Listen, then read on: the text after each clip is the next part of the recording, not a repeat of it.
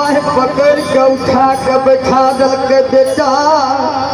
संत में सम्राट छह संत में तू महासंत छह संत के काम नहीं छे से जाय के बेर में रोना धोना करते से बेटा है चिड़िया होता नहीं था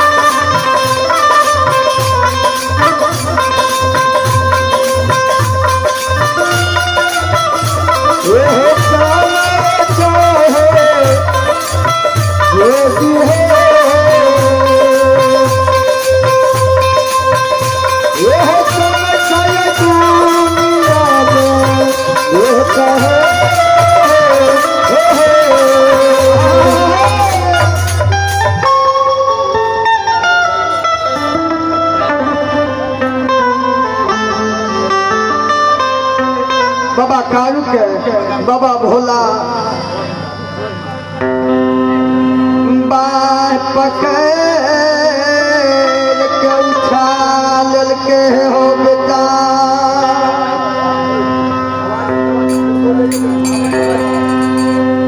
संत में सम्राट छह जाय के बेर में तू किया काने छह बेटा हो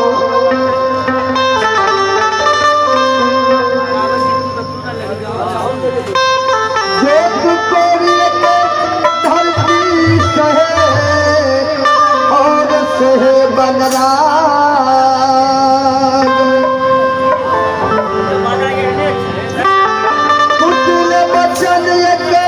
संत और सहा न जा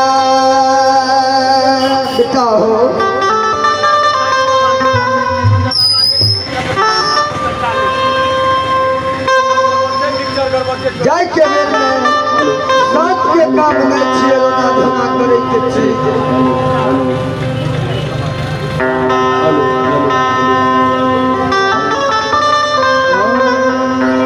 बेटा हो जाय के बेर में तू किए रोना धोना करे छहो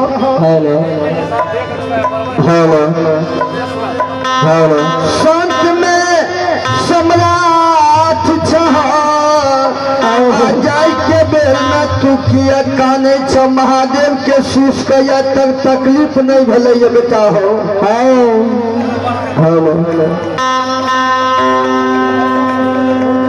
हमर नाम छिए देवो मदेव महादेव हमरा आशीष के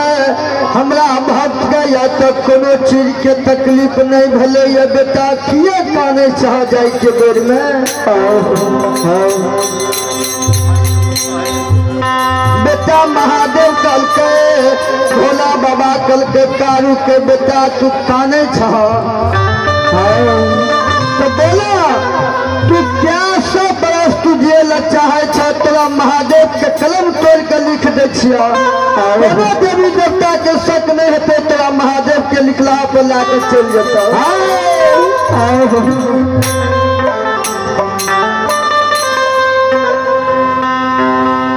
बाबा भोला कल के बेटा भक्त के दिलिए घोड़ा गाड़ी मोटरसाइकिल अपना बसहा व्रत पे चढ़े छिए भक्त के दिलिए महला दू महला अपना हम पहाड़ के खोला में रहे छिए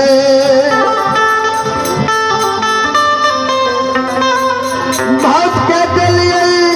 सला दू सला अपना मिर्गा छला पिन्हे छिए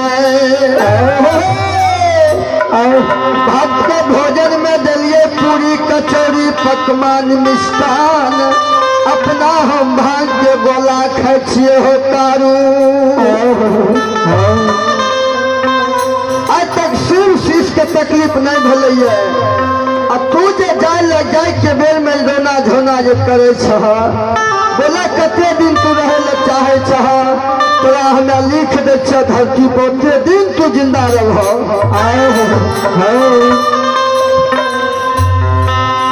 बाबा कारू कल के महादेव बाबा के हम रहे नहीं कामे छी कल के तो जाए के बेर में रोना धोना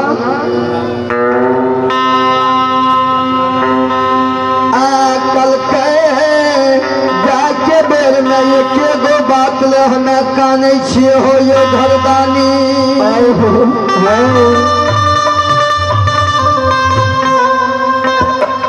या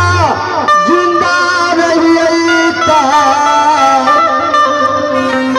सिंहेश्वर में तोहर पूजा के लिया में कुशेश्वर बाबा के पूजा के लिए मरे के बाद हमरा कौन चीज में जन्म हेतै तोहर पूजा हमरा छूट जेतै यह बात ले हमें काने छिए कल के जाहो बेटा जब आई बात ले काने छ जे जीता में हमें तोहर पूजा के लिए मरे के बाद हमरा पूजा छूट जेतै यही ले काने छ कल के हाँ बाबा कल के बेटा जहिना जीता में तू हमर पूजा कलहा से बेटा है मोरल में बाबही के पूजा हो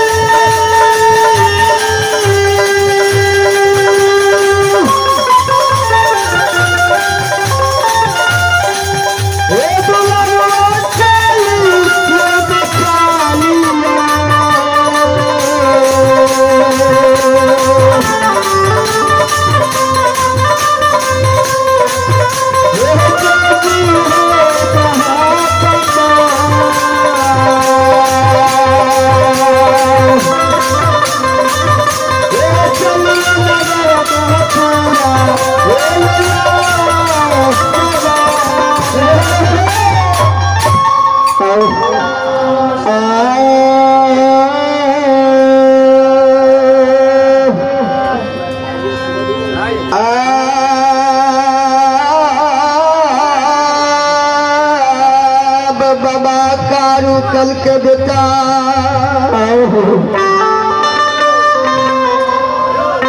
बाबा भोला कल के बेटा हो जब तू ये बात लकाने चाह तो चला चला जहना जीता में तू हमर पूजा कल वहीना मरल में हमरे लड़ैहा कल का मांगे की मांगे चाह कारू बाबा कल के एगो वरदान हमरा और राजा कल के कारू तू मांगे जे मांगबो से तोरा देबो ये धरती पर धरी भिता मांगा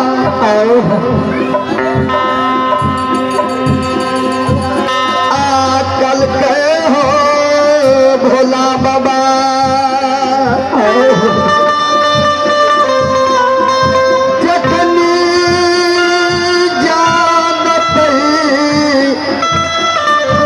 महपुरा के सम्राट कारू अधरी भिता में माँ हो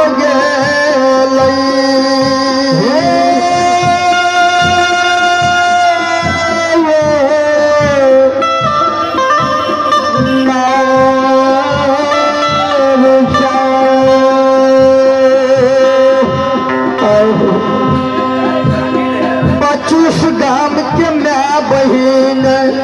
जनता जनार्दन सब हमर मरल मुँह देखते हो हमरा प्राण बाजू के 7 दिन महपुरे में रह दिहो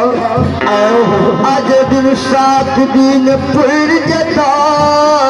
वही दिन अपना विमान के भेज दिया भोला बाबा कल के जा 7 दिन तो अल्लाह पर मच्छर माछी नहीं लागता और 7 दिन तोहर प्राण बाजू आबत रहते शरीर में जा नहीं काना बाबा भोला के बसहा पे कारू बाबा के प्राण बच के जा रहे है इंदरपुर कबिलास के भैया लछान कानी भा के गोद में ला के भैया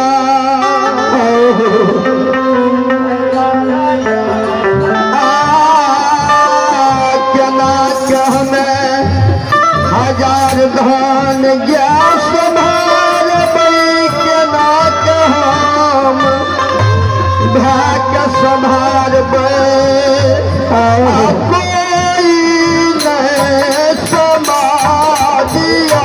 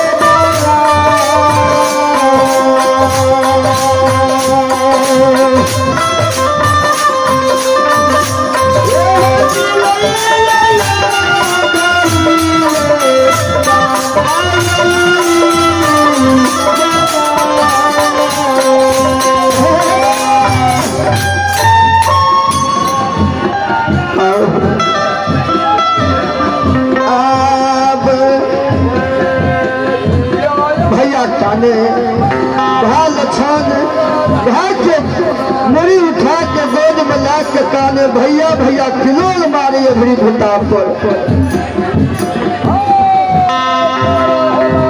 कोई नहीं समझिया मिले थे भेजबई भैया के हो समादिया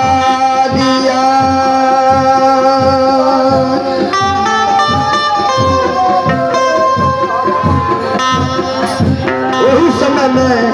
दूगो बटोही मोरंगराज मजदूरी करे ले जाए रहे दुआ बटोही जब सुनल पे लछन के कान वो जंगल में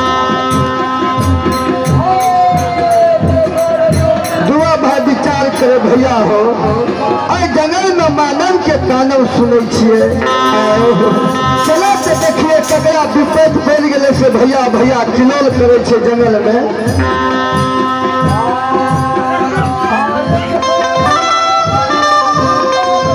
बतही गले कल के लछन किया काने छहो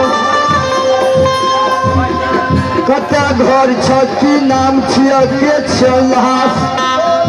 किया काने छहो बाबू लछन ठोक पर के काने लागले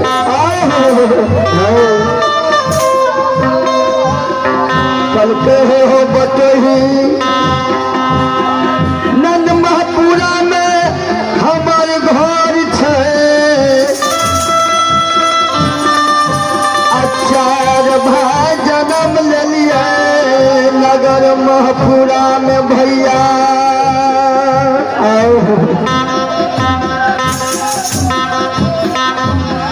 बड़का भैया के नाम महीनाथ पंडित मझला के नाम कारू खिरहर वह कारू मर गए कोई कान नहीं भेट रही बतही हाथ उठा के काने लागले कल के यहाँ से कारू बाबा हो बाप रे कारू बाबा के नाम हम सुन लिए जे बाबा के नाम से एक चिलम गजा चढ़ा दे छे ओकरा माल जाल के कुश के तले पे लागे छे बाबा ये चल गए हो कल के लछन नहीं काना हम ही तोहर समाज ला के जब महपुरा लछन कल के बतोही हमार भैया काशी में पैर के पंडित भेले भैया हमर व्यास गदी पर बैठ के भागवत बाते हेते हो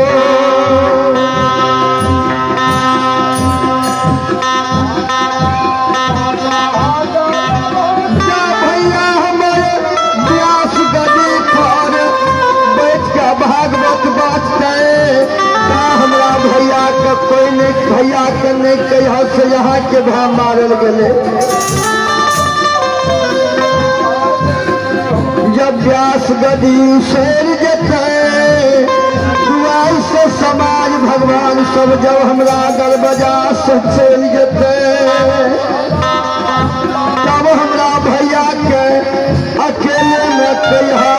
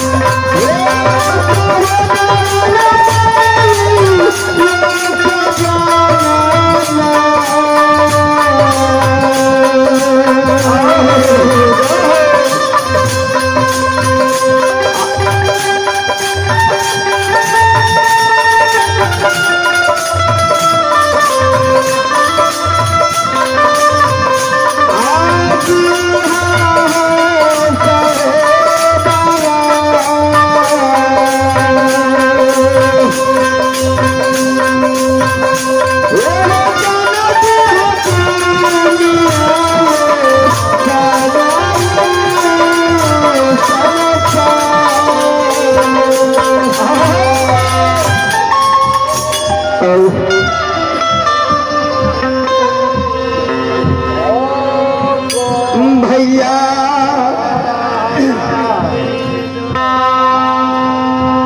भैया का कह दिहा माई के नहीं जाने ले दिहा जते सुरता माया के जोगी पर है ओते सुरता को तीनों बेटा पे माया के नहीं रहे जखनी जान जतई माय हमर से जोगी बेटा हमर मारल गेले अधूरी भिता पर भैया हमर अधूरिया में रहते मैं कपार पटल के प्राण के तेज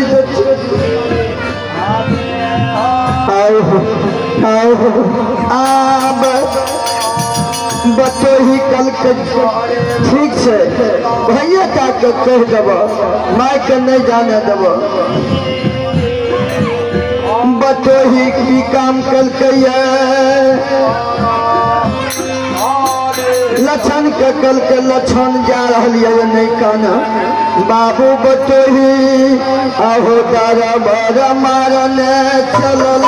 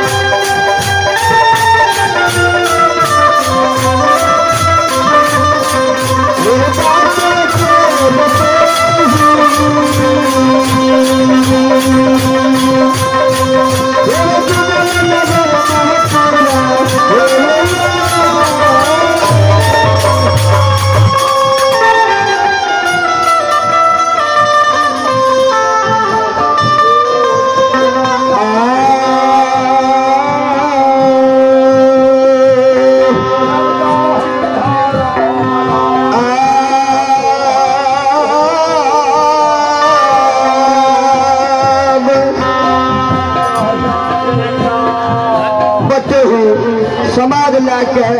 महपुरा पहुँच गया। जब महपुरा नगर बतही समाज लाके गई हो।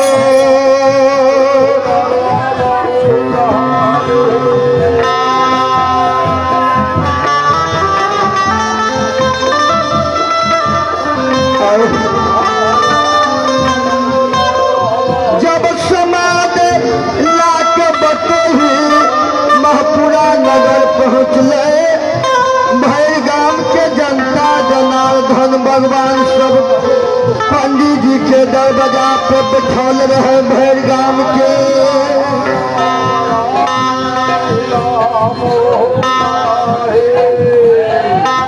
बतही कल के एते लोग भरल छे, केना के पंडित जी के कहबे से भा मर गेल। पंडित जी भागवत सुने लागले। जब भागवत उसर गेले, दामाय बहिन सब दरवाजा से चल गेले, तो पंडित जी अकेले में बुले टहले लागले। कहे सब पहले बटोहिए काने लागले। पंडित जी कल के हो बटोही किया काने छ? कल के पंडित जी कारू आहे के भाछी लक्षण, कल के हाँ हमरे भाछी। कल के यहाँ के भाग्य लेके गाम आब रहा, से भाई के छाती में दर्द कैला, से भाई यहाँ के स्वर्गवास भा गेल। पंडित जी ये सुनल के बाबा हो भैया भैया